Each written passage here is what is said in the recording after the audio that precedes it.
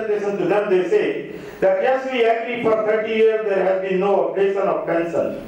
But it is not happening because there is no provision for pension updation. And then next para they say, however, as per para 37, as per regulation 37 of Bank Employee Pension Regulation, the DA is being revised every half yearly.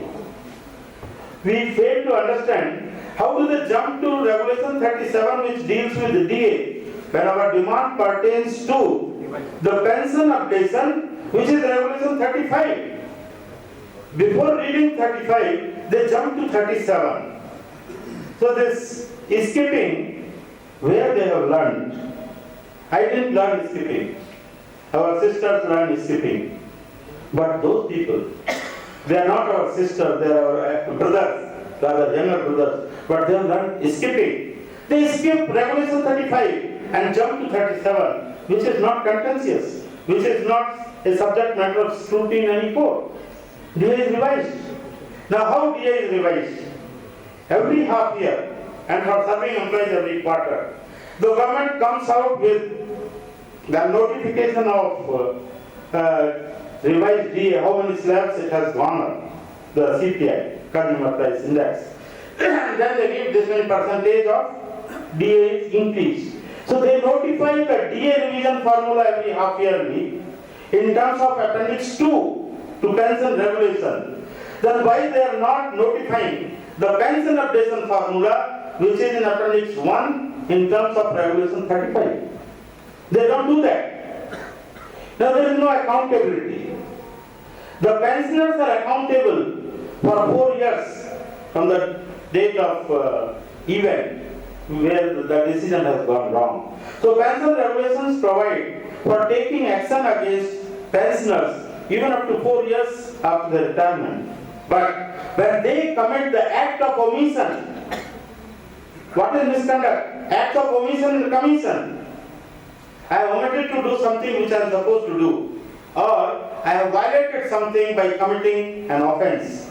For both omission and commission, they call it as a misconduct. But when they omit to read 35 in spite of being indicated, read 35.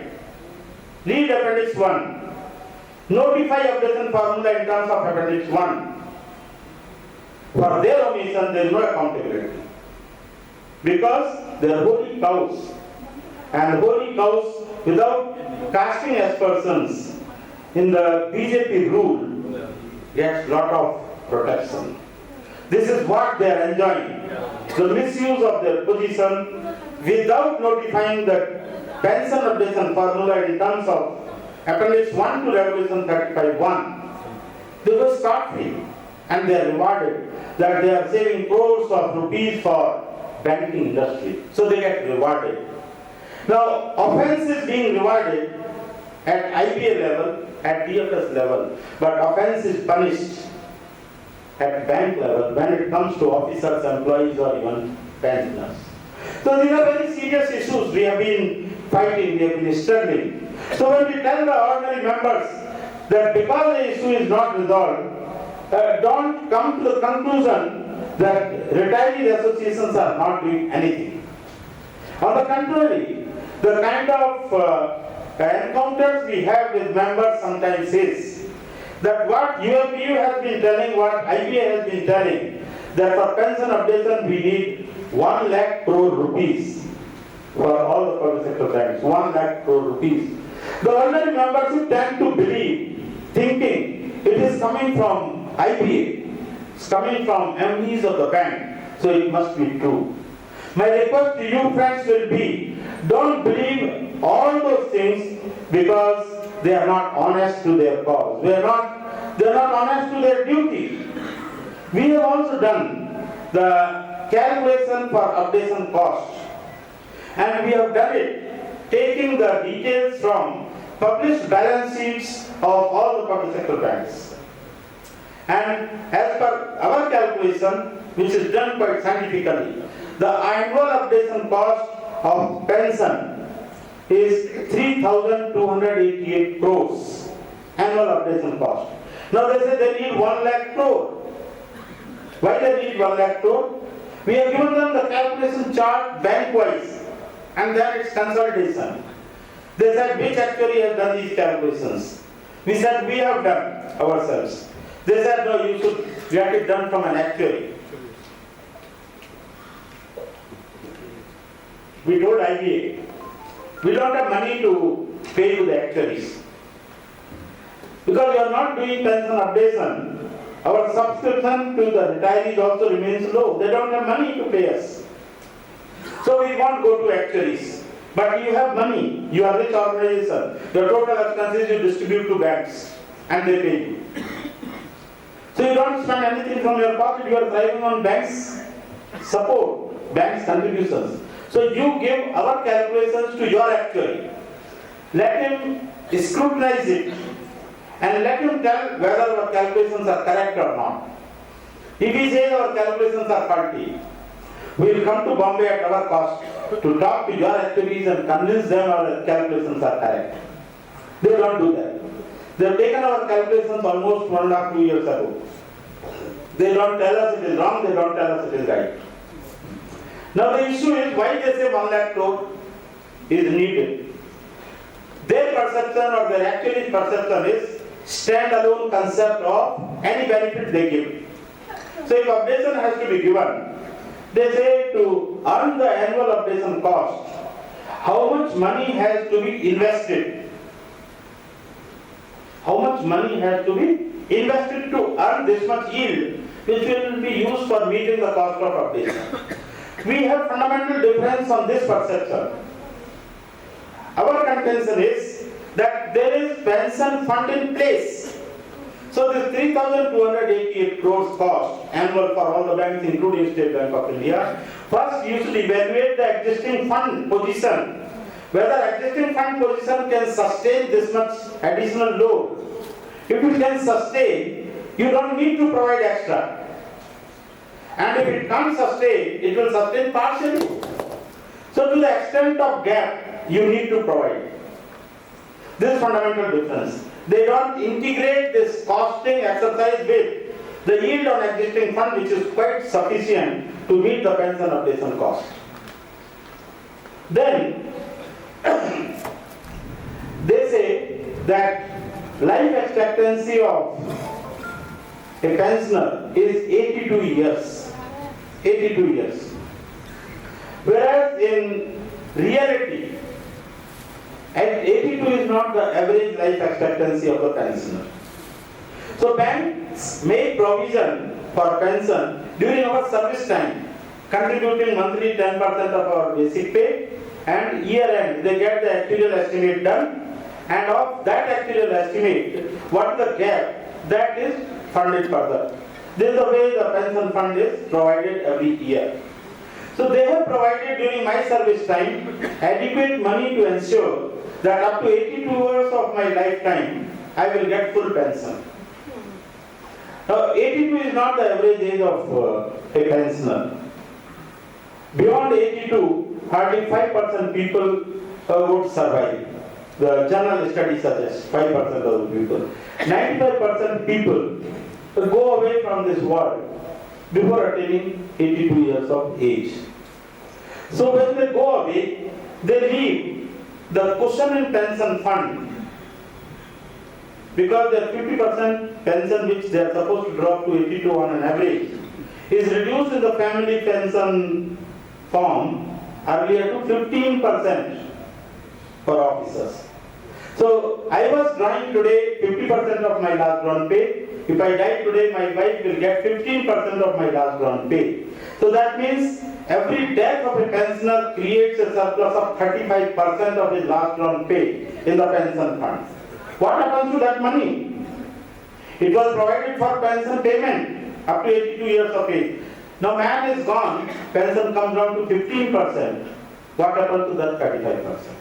So we have been demanding improvement in family pension at par with government and RBI, that it should be increased to 30% of last drawn pay in the form of family pension.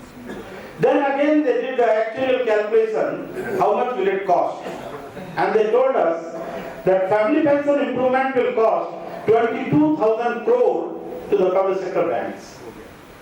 So I went to DFS, one joint secretary, with authority. And I explained to him that how it creates a surplus, every death creates a surplus of 35% of last ground pay. You say additional cost is required for family pension improvement. How? Even if you improve it to 30%, the surplus remains 20%, which will be used for those who are fortunate enough to survive beyond 82 years. Then Joint Secretary said, you are the bankers, you know provisioning better. We are not bankers, so I can't comment anything. We explained this to his successors. We explained this to IBA. They say, "Aapki baat mein dum hai," but we have already sent our proposal to government for approval, and it's in final stage of approval. Why don't you go and explain to them?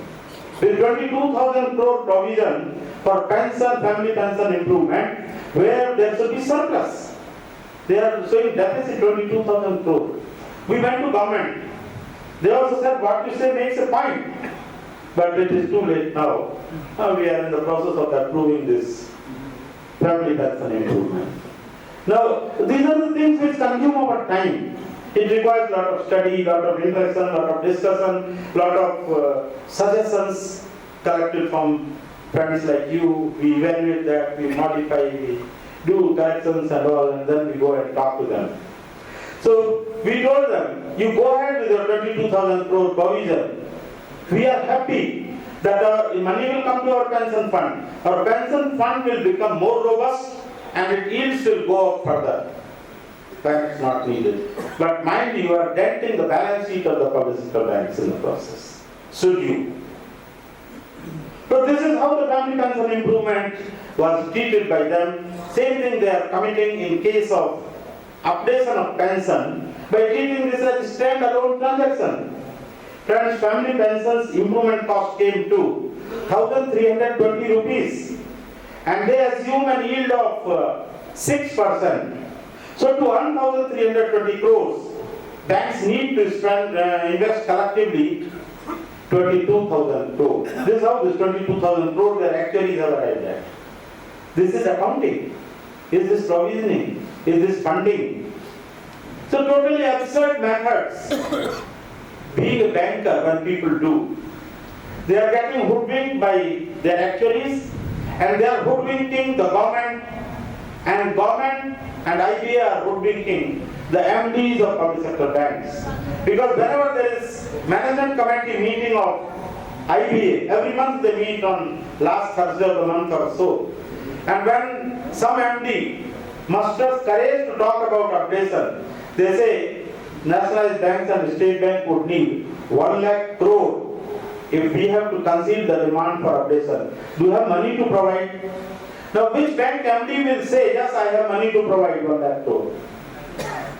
In 2022, the entire public sector bank's net profit was little more than 1 lakh crore. Now can that entire money be provided for pension updation cost? It's not possible. We also don't expect. But they are hoodwinked by telling 1 lakh crore is needed. So all MD says, no, I can't do that. This is why we are not getting pension updation. We went and met Finance Minister last year in June, 19 June. We talked about updation again. We thanked her for resolving many issues, like increase in ex-gratia for pre-86 retirees, improvement in family pension, 100% DA inflation. I'll cover that little elaborately. Then now resignation issue. All these things we thank her profusely. And we talk more elaborately about pension updation. And we explained all these things, so I have told you that this is what the position is. See, with folded hand, with all humility said that I have no objection to pension updation. My only condition is banks should not come to me with a demand of recapitalization on this count. This government position from minister's mouth. But I think somewhere I saw that who is Bhagwan, who is Pujari, and like that. So there, Bhagwan is government. Government only has to give the blessings of updation. Then only banks will do, then only I will present.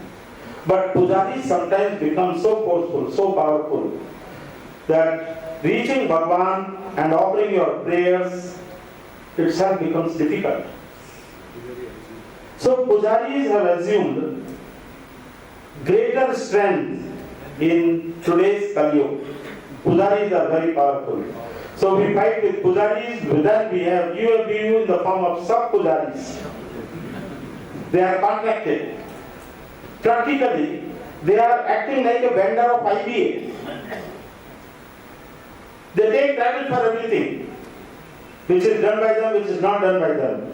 But when it comes to doing something for the people they represent, they don't show that character. Honesty, the integrity of the character is missing. Friends, for everything we do groundwork, they take the credit without ever discussing with IBA. We are told by some of the constituents of UFBU who participate in those signing ceremonies that this matter was never discussed in any meeting. IBA came with the suggestion, we signed it.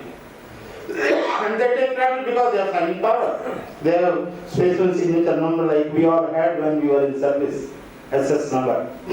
So they do that. They have done in every case like this. So they issue circular that we have done this for the retirees, our brothers, our elders, all humbug. They do nothing. But we have no choice but to say that they have signed, yes, they have done it. But groundwork is done by the pensioners organizations collectively. We as IVPAR do a lot of work, but we never claim sole credit for it because there are other organizations of pensioners, there are other activists, they use their political connections, they write letters to different agencies, everything works. So we believe that whatever is achieved to resolve the demands of pensioners is collective success. No single force in the ecosystem can claim credit for it. But UABU is an exception. They claim sole credit for this. I will tell you how this 100% DA utilization has come. There were essentially two cases which came to Supreme Court in case of DA utilization. One was from Chennai High Court, where the pensioner has lost the case. So he came to Supreme Court. Another case was from Calcutta High Court, where the pensioners won the case in division bench and then came to Supreme Court. Appeal. So the Chennai case was first, and after hearing, Supreme Court dismissed that case. When this Calcutta case came, by the time IVPAR also was born. So we as affiliate of IVPAR from Indian Overseas Bank Retirees Association, we implicated ourselves in the DA case. And then we actively did a study and we briefed our lawyer, senior lawyer, and we briefed even other parties' lawyers of the petitioners. We attended all hearing. In final hearing, the arguments were very convincing. The division bench, two judges, they discussed with each other in open court. And then one of them took lead to tell us that we understand your viewpoint, but we have a predicament. The predicament before them was, they said in Chennai case, similar case, identical case, our Supreme Court's another division bench has given adverse judgment. We are also division bench. We are not empowered to reverse judgment of another bench. So, but we are now understanding you. So we give you option. The option they gave that you agree for transferring this case to a higher bench, 3 judges bench. They will have the power to reverse division bench judgment. Second option they gave was that you tell Chennai person to file a review petition with a request to condone the delay. We'll tag that review petition with this and then give a small hearing, short hearing, and then we will give the judgment. So it will not be reversing that judgment. His review also is being considered. So it is considering the review which division bench is empowered. So we opted for the second option because going to 3 judges bench, we don't know how they will view the whole case. So it's a gamble. But if we bring the review petition of the Chennai person, They are convinced, this division bench is convinced, they will tag this, have a short hearing, and then they will deliver the judgment. So we got the impression after short hearing of review petition that we are winning the case. They gave all indications. Judgment was reserved. Normally judgments reserved are pronounced within 15 days to 2 months. This judgment remained reserved for 8 good months. 8 months. And after 8 months, the senior judge of this bench was due for retirement. 3 days before his retirement, he was appointed as chairman of National Green Tribunal for 5 years with pay and perks of the Supreme Court judge. And before retirement, the judgment was delivered where we lost the case. If you read the entire judgment, you will get impression in every para, yes, we are winning, it is going in our favor. Finally, they say that DA utilization for pre-2002 retirees is tapered. So it starts with 0.24% neutralization for every slab, and it comes to 0.18, 0.13 and 0.07. So they say that if we take the average of this tapered DA, 24, 18, 13 and 7, the average works out to be almost same like 18, 0.18. So there is not much difference in two DA patterns. So we dismiss this. Okay. So it's arithmetical error. And if there is no difference between tapered DA and the uniform rate of DA, why you should feel shy to give it if there is no difference? You don't lose anything as employer. There is a difference. The average is not 0.1%, 18%. It's much less. So we lost it. We told in review petition and curative petition there is arithmetical error in the judgment, and which presumes 2 by 4 is greater than 1 by 2. Literally we gave to Supreme Court in our review and curative petition, the judgment is delivered on the premise, which is an arithmetical error, assuming that 2 by 4 is greater than 1 by 2. Is it possible arithmetically? 2 by 4 is greater than 1 by 2. Still, the review was dismissed. Curative petition was dismissed. But we had the conviction in IOPA not to give up. And we continued our efforts with IBA and government that there is arithmetical error in the judgment. They have not understood the DA utilization concept properly. So we need DA at uniform rate like post-2002 retirees. And ultimately, after 3-4 years struggle and efforts, we succeeded in getting it. Comrade, there again I will tell you that when we succeeded in getting IBA's recommendation to the government, in DFS, up to Joint Secretary file was cleared, went to Additional Secretary. UFU, so-called comrades, they rang up Additional Secretary that after winning case in Supreme Court, why you are giving it to them? Because it was mainly applying to officers.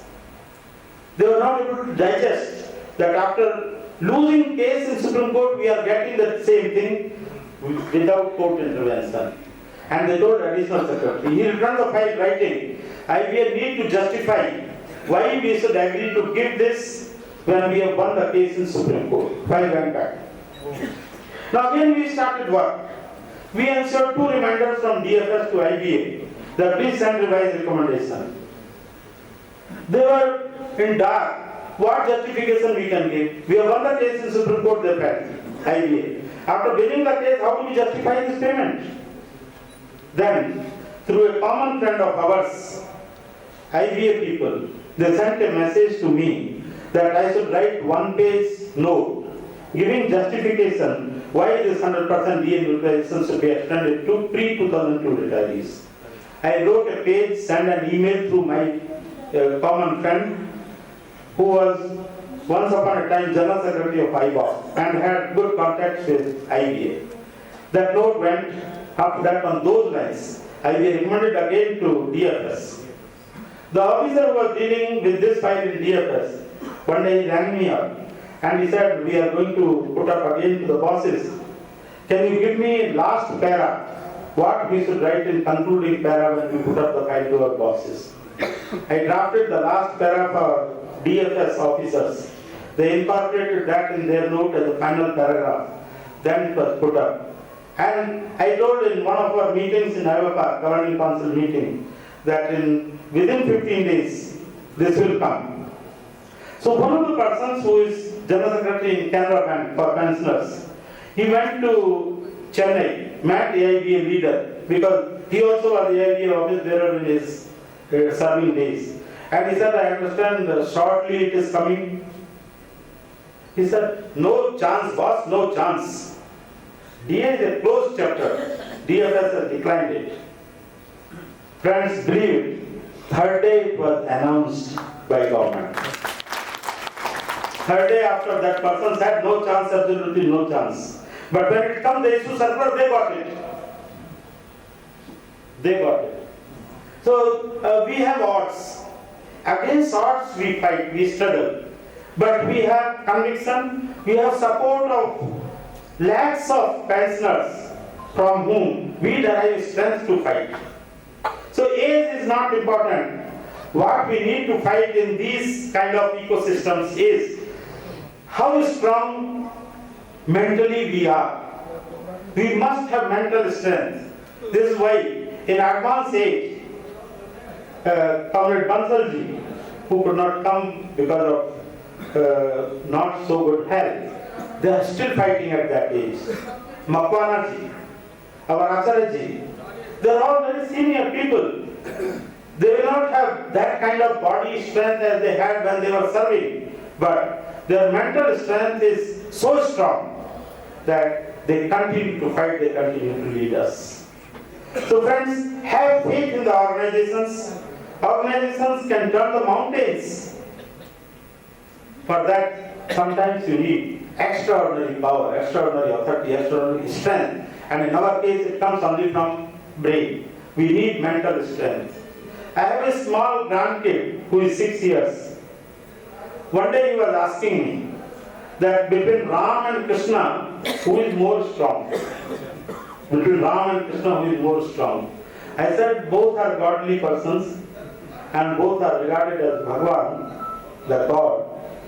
So both are strong. He said, नहीं दोनों में कौन strong है?